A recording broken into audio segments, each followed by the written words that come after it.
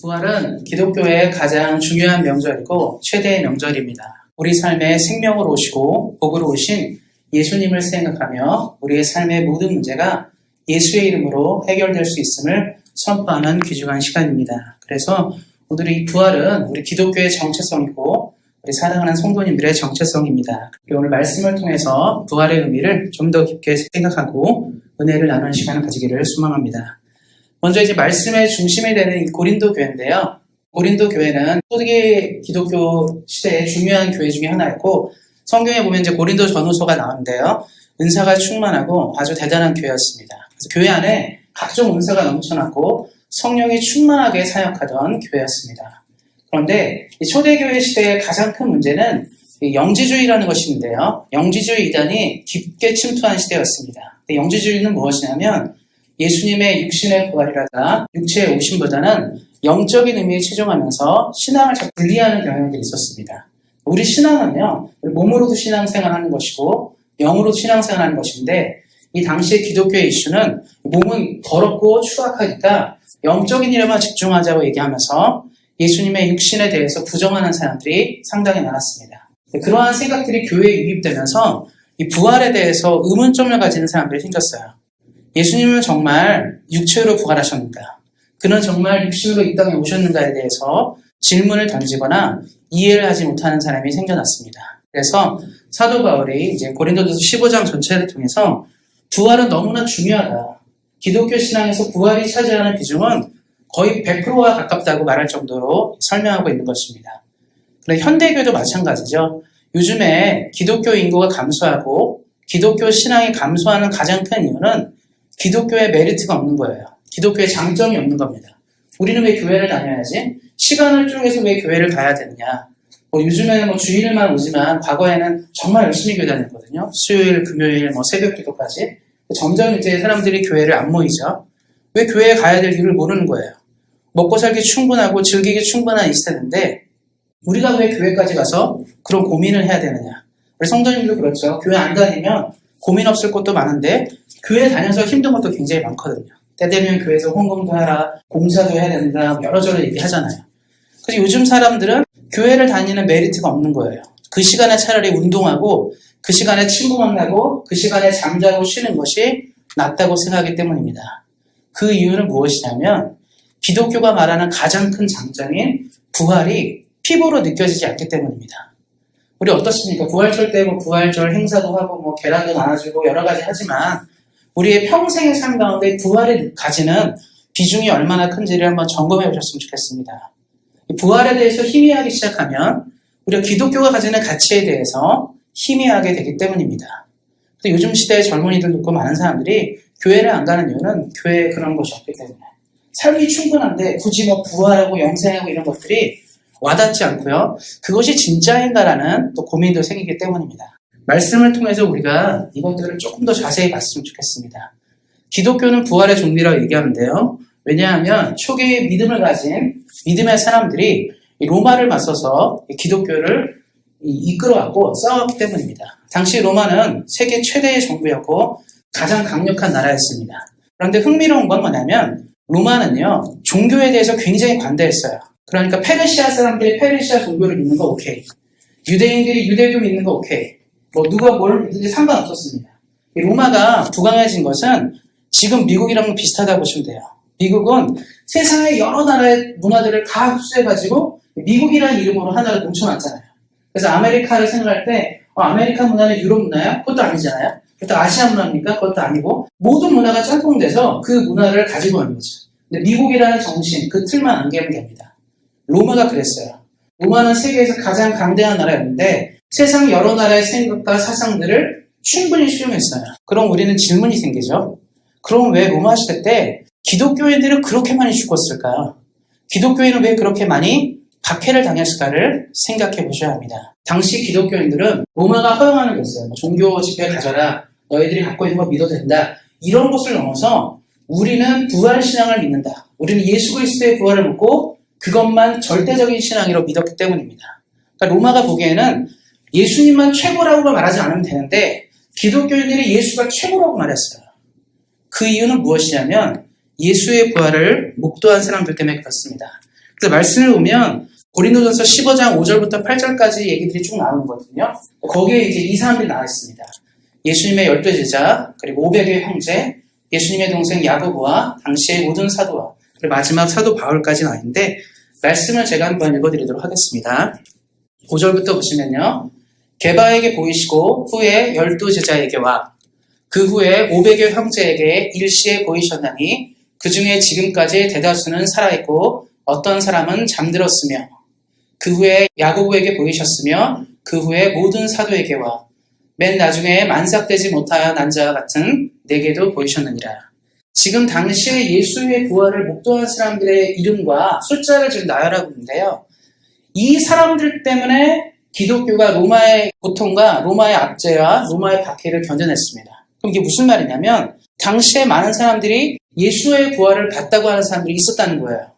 그 당시에 예수님의 12 제자라든가 베드로라든가 바울이라든가 또 예수님의 따랐던 여인들이죠.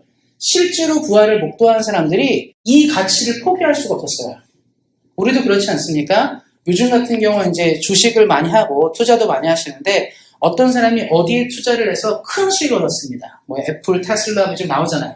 내가 돈을 얼마를 했는데 어떤 사람이 큰 수익을 내니까 사람들이 이거 굉장히 좋은 스톡이라 생각해서 자기도 해보는 거예요. 근데 정말 자기도 수익을 얻거든요. 수익을 얻는 사람이 자꾸 증가하니까 그 주식에 대한 투자율도 많이 늘어나는 것이죠. 어떤 것들을 경험해본 사람들 때문에 그 다음 사람들이 쭉 들어가게 돼 있습니다. 우리 많은 분들이 이민자시죠. 한국에서 캐나다로 또 한국에서 미국으로 이민하신 분이 있는데 처음에 이민하실 때 만약에 미국이나 캐나다 이민 가는데 전 재산을 다 날리고 쫄딱 망하고 큰 고생만 하다가 너무 힘들더라. 그럼 가겠습니까? 안 가요. 절대 안 갑니다. 근데 아마 대부분 우리 성도님들 중에서는 아마 형제들이 먼저 이민 온 사람들이 있었을 것 같아요. 야, 내가 살아보니까 대한민국은 밥 먹기도 힘든데 그래도 캐나다에서 일하다 보니까 먹고 사는 거 괜찮다. 애들 키우는 거 괜찮다. 여기 좀 나은 나라인 것 같다. 한국보다는 훨씬 좋은 것 같다. 이런 얘기를 해주잖아요. 그럼 뭘 하죠? 내가 살아보니까 캐나다가 한국보다 나은 것 같아. 내가 살아보니까 한국보다 미국이 나은 것 같아. 이런 얘기를 해주는 거예요. 그럼 어떠죠? 용기를 얻는 거예요. 물설고 땅도 낯설고 먹는 것도 낯설은 이곳에 우리 성도님들이 왜 이민 오셨습니까? 누가 얘기해줘서 그래요. 자발적으로 올 사람도 있겠지만 대부분은 먼저 살아본 사람들의 권유에서 옮기는 거죠. 기독교 신앙이 퍼져나간 이유가 바로 그것이었습니다. 예수님이 누구지? 예수님이 어떤 분이지? 설교하고 가르침도 많이 줬을 거예요. 예수님은 하나님의 아들이고 세상을 만드시고 병든 자도 치유하고 막 이런 얘기 하십니다. 근데 감흥이 안 왔어요. 그래? 나는 잘 모르겠는데 그를 내가 왜 믿어야지? 이런 얘기가 있을 수 있었을 때 베드로라든가 예수님 12제자가 예수님이 분명히 십자가에 죽었는데 그가 3일 만에 부활한 것을 나는 봤다. 나는 그를 만났고 만졌다. 도마 있잖아요. 손가락에 집어넣고 옆구리에 집어넣으면서 나는 그를 만났다. 그는 분명히 살아있다라고 얘기하는 사람들이 한두 명이 아니라 12명, 500명, 수많은 사람들이 봤다는 거예요. 이 사람들에게는 이 가치는 포기할 수 없는 가치였던 거죠. 그래서 로마가 얘기를 해요. 그냥 예수님도 그냥 여러 신 중에 한 명으로 믿어. 나 너네 만나게 해줄게. 모임하게 해줄게. 예수님이 황제보다 높다고 말하지 말고 로마의 신들보다 높다고 말하지 말라고 했지만 이것을 본 사람들이 포기를 못했어요. 예수님은 정말 살아있는 하나님이시고 부활의 주님이시고 우리에게 모든 것을 허락하시는 영생의 주님인 것을 확신했기 때문에 로마가 아무리 외쳐대고 괴롭히고 공격해도 기독교는 포기하지 않았습니다. 우리도 한번 생각해 보세요. 가짜를 위해서 목숨을 거는 일은 불가능합니다. 거짓을 위해 목숨을 걸지 못해요. 진리를 위해서는 목숨을 걸 수 있지만 거짓말을 위해 생명을 던진다? 불가능합니다. 초기 기독교인들이 왜 목숨을 걸었습니까? 가짜라면 예수님이 가짜예요. 부활한 적도 아무것도 없는데 그렇다고 차라리 예수님이 아주 큰 종교 집단이고 돈이 아주 많은 집단이라서 예수님을 통해서 내가 뭐 받을 상속이 있다라든가 뭐 떨어질 콩고물 같은 게 있다. 그럼 믿겠죠. 그렇지 않습니까? 그럼 믿을 거예요. 그런데 예수님한테는 아무 이득이 없습니다. 로마의 반역자고 유대교에서는요. 아예 정죄를 당해서 유대교 출교된 사람이랑 마찬가지로 파면당한 사람이에요. 그러니까 예수님을 믿는다는 것은 단 1%의 이득도 없던 시대였습니다. 차라리 어떤 이득이라도 있으면 믿을 텐데 아무것도 없던 시대였어요. 그런데 아무런 가망도 없고 소망도 없고 얻을 것이 한 가지도 없는데 예수를 위해 목숨을 건다? 이건 이해가 안 가는 일이죠. 우리도 그렇지 않습니까? 예전에 한국 사람들이 일본한테 독립하려고 또 나라를 지키기 위해서 한국은 사실 역사 속에서 수많은 어려움을 겪었거든요. 이 땅을, 한반도를 지키기 위해서 고대 시대부터 지금까지 수많은 전쟁을 치러왔잖아요. 그 이유는 뭐냐면 먹을 것이 있어서 그래요. 한국인이 여기서 내가 사는 이 땅이 너무 소중하고 아름답고 이곳에서 가질 가치가 있기 때문에 삶을 걸고 싸운 겁니다. 그런데 만약에 아무 가치가 없다고 생각해보세요. 한국 사람들이 만약에 뭐 저 시베리아 벌판을 위해 목숨 걸겠습니까? 한국 사람이 저 멀리 있는 어떤 남태평양의 섬을 위해 목숨 겁니까? 아니에요. 왜 안 걸죠? 그럼 우리는 관계가 없어요. 아무것도 얻지 못합니다. 그런 당신 하시는데 예수님이 그런 존재였어요. 예수님을 통해서 얻을 것이 없던 시대였단 말입니다. 그런데도 불구하고 사람들은 목숨을 걸었죠. 그래서 사람들이 주목하기 시작했어요. 로마 사람들이 주목하기 시작했습니다. 도대체 여긴 뭐가 있는 거지? 여긴 뭐가 있길래 사람들이 목숨을 걸까? 저렇게 잡아서 죽이고 고통스럽게 하고 모임도 못하게 하고 괴롭히고 저렇게 힘들게 하는데 왜 기독교인들은 예수님을 포기하지 못하는 걸까? 그런 의문을 시작해서 로마 사람들이 교회를 집중하기 시작했어요. 자기도 신앙을 갖기 시작한 거죠. 교회를 가봤습니다. 도대체 이 사람들이 뭐가 있길래? 도대체 예수님 있는 사람들이 뭐 이렇게 보고 있길래 이런 일이 생길까? 한두 명씩 거기에 참여하게 된 거예요. 예배를 드리다 보니까 은혜를 받게 되고 은혜를 받으면서 예수의 부활을 만나게 된 것입니다. 사랑하는 성도님들, 특별히 부활절을 맞이해서 우리 함께 귀하게 예배를 드리는데 얼마나 감사한 일입니까? 작년에 코로나 팬데믹을 경험하고 예배를 드리지 못하는 시대가 있었습니다. 다행히도 정부에서 허락해줘서 우리가 예배를 드릴 수 있는데요. 너무나 감사한 일이죠. 하나님의 은혜 가운데 우리가 여기 있는 것입니다. 우리가 예배를 소중하게 대해야 되는 이유는 뭐냐면 우리는 잘 몰라요. 이 예배를 통해서 내가 무엇을 얻을까, 어떤 은혜를 얻을까 알지 못하지만 과거에 로마 사람들이 기독교인들을 보고 예배에 참여하기 시작하고 그들의 메시지에 귀를 기울이기 시작할 때 은혜와 믿음이 생겼던 것처럼 우리 사랑하는 성도님들이 예배를 소중하게 생각하시고 나오실 때마다 하나님을 만나게 될 것입니다. 하나님은 위대하시고 은혜를 허락하시는 이 땅의 가장 놀라운 분이시기 때문입니다. 예수님의 부활과 은혜의 축복이 다시 한번 우리 성도님들에게 넘쳐나시기를 예수님의 이름으로 축원드립니다. 그리고 바울이 또 한 가지를 얘기하고 있어요. 그렇다면 많은 사람들이 부활에 대해서 의문점을 제기한다. 그러면 만약에 부활이 없다면 우리는 그것을 어떻게 생각하는지를 보고 있는 거예요. 그래서 이렇게 얘기하고 있습니다. 기독교는 거짓 종교라고 얘기하고 있어요. 15장 14절 말씀 보면 그리스도께서 만일 다시 살아나지 못했으면 우리가 전파하는 것도 헛것이고 또 너희 믿음도 헛것이며 만약에 예수의 부활이 사실이 아니다. 그렇다면 무엇을 얘기하는 것이죠? 기독교는 거짓이라고 얘기하는 거예요. 사도 바울이 얘기하고 있습니다. 내가 평생을 통해 목숨을 걸고 복음을 전하고 심지어는 사도 바울은 결혼도 안 했습니다. 가정도 꾸리지 않았어요. 그의 목적은 복음이 온 천하 만민에게 전해지는 것이기 때문에 수많은 여행을 다녔습니다. 요즘 같은 시대면 비행기 타고 다녔겠죠. 마일리지도 많이 생길 정도로 많이 돌아다니는 것 같은데 이 당시엔 그런 것도 없잖아요. 그냥 계속 걸어다니고 배 타고 다니고 말 타고 낙타 타고 이렇게 다녔을 겁니다. 근데 그 이유는 뭐냐면 예수의 부활이 있음을 믿었기 때문입니다. 그래서 말하는 게 뭐냐면 예수의 부활이 없다면 기독교는 가짜라 얘기하는 거예요. 그러잖아요. 우리가 전파하는 것도 헛것이고 너희 믿음도 헛것이라. 성도님들 보통 교회 신앙생활 많게는 몇십 년, 짧게는 몇 년 하셨을 텐데 어떻습니까? 그래도 이렇게 투자하고 교회도 헌금도 하고 봉사도 하시고 여러 가지 이제 팬데믹 전에는 찬양 봉사도 하시고 각종 봉사 하셨잖아요. 그게 다 헛것이라는 거예요. 피곤하게 아침에 와서 예배당 오시고 말씀 듣기 위해 또 기도하고 또 우리 열심히 이번에 필사도 하셨는데 이 모든 것이 헛것이라는 생각이었어요. 얼마나 안타까운 일입니까? 그럼 바울이 그래요. 부활이 없다면 우리의 삶의 모든 것이 가짜라고 얘기하는 것이죠. 그럼 기독교는 거짓말이기 때문에 다른 말로 하면 뭐냐면 믿을 필요가 없다는 거예요. 거짓 종교를 믿을 필요 없죠. 우리도 그러지 않습니까? 저도 이제 성도님들에게 말씀드리지만 이단교에 가면 안 된다. 다른 종교 믿을 필요 없다 말한 건 뭐냐면 거짓 종교라서 그래요. 가짜 가르침이고 그 가르침을 잘 믿어봤자 좋은 곳으로 못 가는 거죠. 불교를 열심히 다녔습니다. 불교의 마지막은 어디입니까? 천국이 아니잖아요. 이슬람교 믿었습니다. 이슬람교의 마지막에 천국이 아니에요. 우리가 그런 걸 보면 그렇게 열심히 믿었던 것이 헛것이 된다는 거죠. 그런데 우리의 신앙도 부활이 없으면 헛것이에요. 그러니까 우리 성도님들이 지금 예수님이 부활하셨다를 못 믿으신다면 여태까지 신앙생활에 투자한 이 모든 것이 헛것이 됩니다. 그러나 성경은 얘기하고 있죠. 예수님의 부활은 거짓이 아니라 사실이며 지금도 우리 삶에 역사하시는 위대한 하나님의 뜻입니다. 그것들을 기억하시고 기독교는 진실해요. 진실한 그 부활의 증거를 가진 종교입니다. 그것들을 기억하시고 믿음으로 늘 전제하시기를 예수님의 이름으로 축원드립니다. 그리고 또 바울이 또 얘기한 게 뭐냐면 19절에 이렇게 하고 있어요. 그래서 만약에 기독교회가 거짓 종교라면 이런 말을 하고 있습니다. 만일 그리스도 안에서 우리가 바라는 것이 다만 이 세상의 삶뿐이면 모든 사람 가운데 우리가 더욱 불쌍한 자이리라. 바울이 지금 왜 이 고백을 하냐면 우리 성도님들이 이 땅을 살면서 사람은요 욕구가 있어요. 욕심이 있습니다. 더 많이 가지고 싶고요. 더 많이 누리고 싶고 나를 괴롭히고 공격하는 자에게 보복하고 싶고 하여튼 내 삶이 더 제일 중요해요. 이 삶을 잘 가꾸고 이끌어가는 것이 죽을 때까지 잘 가는 게 중요합니다. 그래서 될 수 있으면 세상 사람들의 소망이 뭐죠?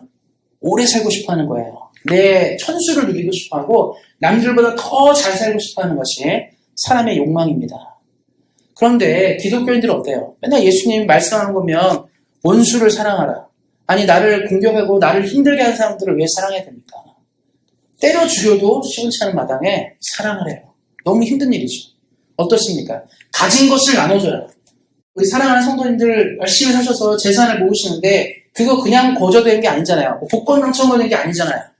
피땀 흘려서 세상 사람들한테 욕도 먹으면서 일하시고 어쩔 때는 돈도 떼시고 시간을 투자하고 계속 고단하게 일하셔서 모으신 거예요. 근데 성경 예수님 뭐라고 합니까? 나눠주라. 이거 너무 말이 안 되지 않습니까? 예수님의 가르침을 딱 듣다 보면 막 그래요. 누가 너를 오른뺨을 치면 왼뺨도 돌려대라. 뭐 이런 얘기 하시고 겉옷을 달라면 속옷도 벗어줘라. 예수님의 가르침 아닙니까? 그러면 예수님을 믿는 사람들은 이 가르침대로 살아가요. 그런데 예수님의 부활이 헛것이고 가짜고 아무것도 없어요. 죽었는데 아무것도 없다면 우리는 어떤 말을 하게 되죠?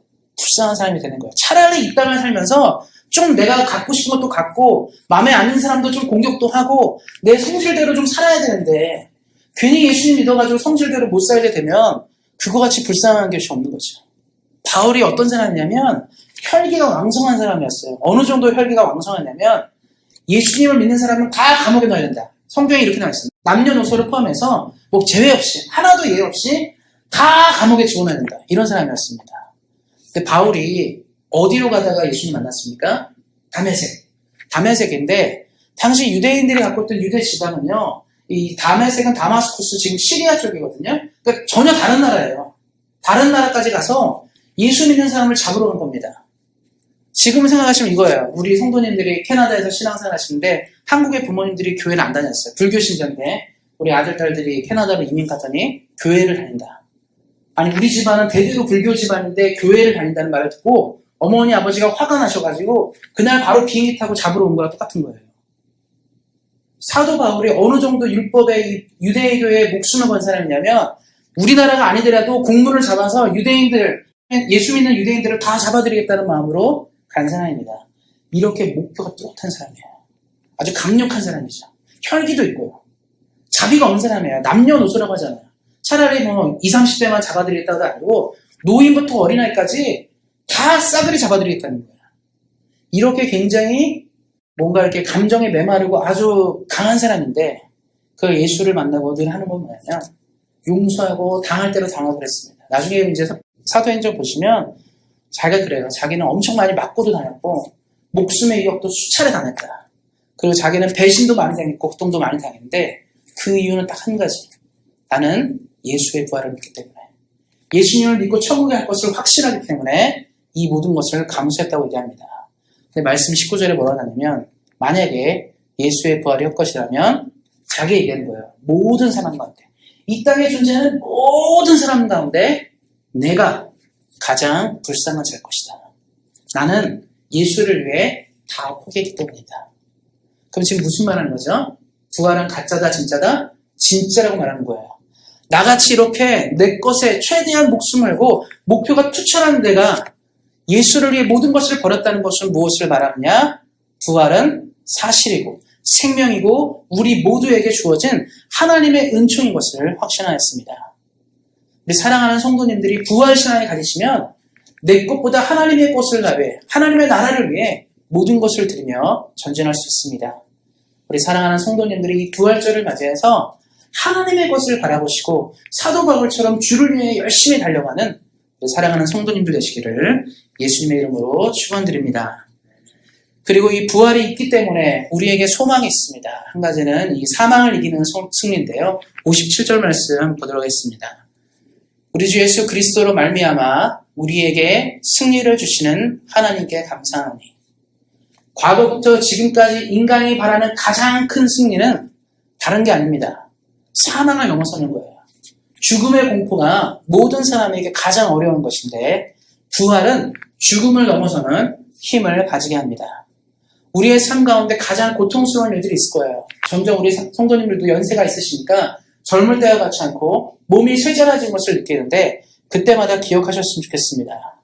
우리를 집어삼킬 사망은 예수님의 권세를 넘어가지 못합니다.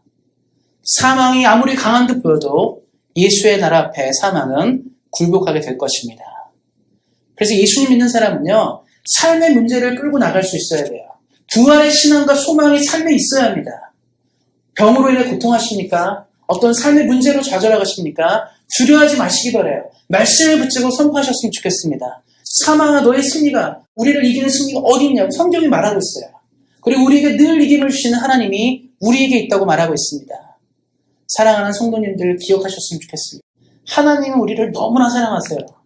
우리 사랑하는 성도님들이 몸이 아픈 것들을 너무 싫어하시고 우리 사랑하는 성도님들의 계획들이 좌절되고 깨지는 것들을 너무나 가슴 아파하시는 분이십니다. 예수님이 이 땅에 오셨을 때 가장 많이 한 것이 무엇입니까? 병든 자를 보고 외면하지 않았어요. 예수님의 이름으로 병든 자를 치유하셨고 고치셨습니다. 예수님의 이름으로 삶의 문제가 깨어진 사람들을 건져내셨어요. 귀신 들린 자를 고쳤고 사망에 사로잡힌 사람들을 건져내셨습니다. 우리는 질문해야 돼요. 그럼 왜 지금은 되지 않는가? 왜 과거에는 그랬는데 왜 지금은 그 일이 일어나지 않는가를 외칠 수 있어야 됩니다. 이유는 무엇이죠? 이 믿음이 굳건하게 있어야 돼요. 말씀을 한 것처럼 예수 그리스도로 말미암아 우리에게 승리를 주시는 하나님께 감사하노니. 우리 사랑하는 성도님들이 부활절을 맞이해서 이 감사가 충만했으면 좋겠습니다. 우리가 무엇을 위해 뚫고 가겠습니까? 무엇으로 승리하겠습니까? 예수님으로 말미암아 하나님이 우리에게 주신 승리를 기대함으로 믿음으로 가시는 거예요. 그래서 우리 성도님들이 외치셔야 돼요. 내가 연약합니까? 약합니까? 주님이 하실 수 있습니다. 나는 못하지만 우리는 아무 힘도 없고 능력도 없고 우리는 작고 초라하지만 하나님 그러지 않으십니다. 하나님 우리에게 충분하시고 충분한 능력을 주시는 분이시기 때문에 내가 오늘도 예수의 이름을 붙잡고 나가십니다. 그리고 설령 우리가 바라는 대로 이루어지지 않는다 하더라도 성경은 무엇을 약속합니까? 영생을 약속해요. 예수를 믿는 자는 반드시 일어나겠고 하나님 나라, 예수님 나라 임할 때 우리는 모든 것을 상속하게 될 것입니다. 이것들을 기억하시고 믿음이 흔들리지 않고 주님을 붙잡고 나가시는 우리 성도님 되시기를 예수님의 이름으로 축원드립니다. 그리고 마지막 말씀 한 구절 더 보겠습니다. 주 안에서 하는 수고가 헛되지 않다고 성경은 얘기합니다. 부활의 신앙이 있으면 그렇다는 것이죠. 그러므로 내 사랑하는 형제들아 견실하며 흔들리지 말고 항상 주일에 더욱 힘쓰는 자들이 되라. 이는 너희 수고가 주 안에서 헛되지 않은 줄을 알미라. 이 말씀이 기록될 이 당시는요. 주를 향한 수고가 목숨을 잃는 걸로 연결된 시대였어요. 내가 예수 믿기 위해 예배드리고 예수 믿기 위해 성경을 읽는 것들이 죽을지도 모르는 시대 가운데 있었습니다. 사도 바울은 애정을 갖고 이 글을 기록한 거예요. 형제들아 견실하게 흔들리지 말고 누가 예수를 믿는다고 너를 핍박하고 박해한다고 해서 쓰러지지 말고 말씀이 나온 것처럼 항상 주의 일에 힘쓰는 자가 되라. 지금은 우리의 수고가 헛돼 보이겠지만 하나님은 이 수고를 잊지 않는다. 하나님 우리의 눈물 어린 이 수고를 잊지 않는다고 말씀하십니다. 사랑하는 성도님들 교회를 향해서 어떤 마음과 애정이 있으십니까? 견실하며 흔들리지 말고 주의 일에 더욱 힘쓰시길 바랍니다. 그럼 하나님의 일이 무엇이겠습니까? 우리 모이는 거예요. 모여서 예배 드리는 거죠. 주님을 생각하며 말씀을 알고 성도의 교제를 나누는 것이 우리가 해야 될 일입니다. 또 우리가 또 무엇을 해야 됩니까? 서로 사랑해야 됩니다. 이해하고 배려하고 품어줄 수 있어야 합니다. 또 우리가 무엇을 해야 됩니까? 날마다 말씀과 기도 앞에 있어야 합니다. 이 모든 수고가 우리에게 헛되지 않을 것입니다. 내가 큰 교회를 다니지 않아도 내가 큰 능력이 있지 않아도 내가 남들보다 뛰어나지 않아도 상관없습니다. 부활의 신앙을 붙잡고 날마다 한 걸음 두 걸음 걸어가시면 거기서 열매를 얻게 될 것입니다. 과거에 터키 선교사가 이제 터키는 이슬람 지역이잖아요. 선교를 하러 간 것 같아요. 그래서 이제 복음을 전하고 나오는데 어떻게 복음을 전할까? 어떻게 이 사람들에게 말씀을 전할까 고민을 했어요. 이슬람교 사람들은 워낙 세잖아요. 그래서 이 사람이 얘기를 했습니다. 뭐라고 얘기하냐면 이제 한 가지 질문을 던진 거죠. 만약에 죽은 사람이 던지는 메시지가 의미가 있습니까? 아니면 살아있는 사람이 던지는 메시지가 의미가 있습니까? 그러니까 어떤 사람이 유명한 사람이지만 죽어버리면 소용이 없지 않냐. 지금도 살아서 말씀하는 메시지가 중요하지 않다는 겁니다. 쉽게 생각하시면 역사 속 유명한 인물들이 많이 있죠. 미국의 유명한 대통령 링컨, 워싱턴 이런 사람도 있었고 또 전 세계적으로 유명한 훌륭한 정치가도 있었잖아요. 중요한 건 그 정치가들이 어떤 얘기를 해요. 링컨의 유명한 말 있죠. 국민을 위한 정부를 만들자. 그래서 이 미국이 이제 남북 전쟁에 공화당이 승리하면서 노예제도가 폐지되는 뭐 이런 역사가 있었잖아요. 그러면 지금 시대에 링컨의 이 메시지보다 더 위력 있는 건 뭐냐면 바이든이 어떤 메시지인 게 더 중요해요. 링컨은 죽었기 때문에. 그 메시지 물론 훌륭하지만 지금 현재 사는 사람들, 미국 국민들이 원하는 메시지는 바이든이 경제 정책을 어떻게 내놓을 것이고 정치를 위해 무엇을 할 것인지에 훨씬 더 관심이 많습니다. 뭐 캐나다도 그렇지 않겠습니까? 트루도가 어떤 정치를 하고 어떤 변화를 하는 게 중요하지 뭐 과거 몇십 년 전에 유명한 캐나다 총리가 뭘 한 거는 의미가 없어요. 그 사람은 그때 끝난 것이기 때문에 그렇습니다. 그래서 터키의 선교사가 그런 거예요. 무함마드는 죽었고 무함마드의 메시지는 이미 죽어서 옛날 메시지가 됩니다. 그러나 예수 그리스도는 여전히 살아있어서 그의 이 메시지는 오늘도 살아있다고 말하는 겁니다. 성경은 오늘도 살아있는 메시지가 됩니다. 사랑하는 성도님들이 힘들고 어려울 때 다른 거 의지하지 마시고 말씀을 의존하시고 그러시기 바랍니다. 하나님은 오늘도 영원하시고 예수님은 오늘도 영원하시고 말씀은 영원합니다. 우리의 이 부활은 바로 우리의 정체성을 설명하는 거죠. 우리는 살아있는 하나님 예수님을 믿다를 설명하고 있는 것입니다. 그래서 우리 사랑하는 성도님들이 이 부활절을 맞이해서 우리가 믿는 하나님 예수님은 살아있다. 세상의 많은 신들은 죽었지만 우리가 믿는 하나님은 살아있음을 기억하시고 오늘 말씀을 기억하심으로 믿음으로 승리하시고 삶에 주어진 모든 문제를 예수 그리스도의 이름으로 승리하시는 우리 사랑하는 온생학교의 성도님들 되시기를 예수님의 이름으로 축원드립니다. 하나님 감사합니다. 우리에게 은혜를 허락하시고 부활의 소망을 주신 하나님께 감사를 드립니다. 날마다 믿음을 붙잡고 살게 하여 주시고 우리 특별히 사랑하는 성도님들 중에 육체의 연약함으로 고통하는 분들 계십니다. 하나님 마음의 연약함으로 고통하는 분들 계십니다. 삶의 문제로 힘겨워하는 분들 있습니다. 우리가 다른 것을 바라보지 않고 예수의 이름을 바라보고 의지하오니 우리 삶의 모든 문제들이 예수의 이름 앞에 무릎 꿇게 하시고 우리가 예수님이 죽음의 권세, 사망의 권세를 끊고 부활하신 것처럼 우리가 삶의 문제를 끊고 새롭게 일어나는 역사 있도록 함께 하시기를 기도합니다. 날마다 부활신앙으로 승리하는 믿음 살게 원하며 우리 주 예수 그리스도의 이름으로 기도하였습니다. 아멘.